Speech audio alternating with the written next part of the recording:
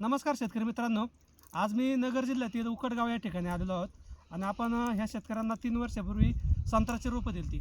परंतु ह्यावर्षी त्यांचा बार एक 600 झाडांपैकी साधारणतः 200-250 झाडं फुटले होते आणि त्या 200-250 झाडांचे साधारण त्यांना मला वाटतं एक 6 लाखापर्यंत पैसे झाले आणि मालाची क्वालिटी खूप सुपर निघाली. म्हणजे अतिशय आज साधारणतः 19 फेब्रुवारी तारीख आहे आणि काल परवाच्या मार्केटमध्ये विकला होता. तर हा माल त्यांचा 90-95 पर्यंत विकला गेला होता.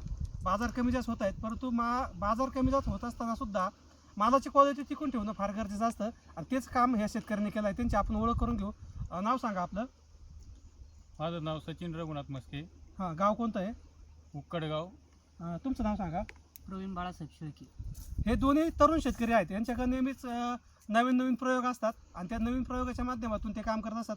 तसेच आमचे मित्र सोमनाथ मस्के यांचंसुद्धा शेतीमध्ये चांगलं योगदान आहे. त्याच्या माध्यमातून सुद्धा त्यांचे काही कांदे असतील किंवा इतर पिकं असतील त्याचंसुद्धा सुंदर नियोजन ते करत असतात. परंतु शेती हा प्रत्येक शेतकरी करत असतो, पण शेती करता असताना नवीन तंत्रज्ञानाचा जर वापर केला आणि चांगली माहिती घेऊन जर शेती केली तर निश्चितपणे आपल्याला त्याचा चांगला फायदा होत असतो. आणि त्याचं उत्तम उदाहरण हे संत्र्याचं पीक पाहायला भेटते. कारण की इतका सुंदर संत्रा यावर्षी निघाला त्यांचा की 1 किलोमध्ये अक्षरशः 3 ते 4च फळं बसत आहेत.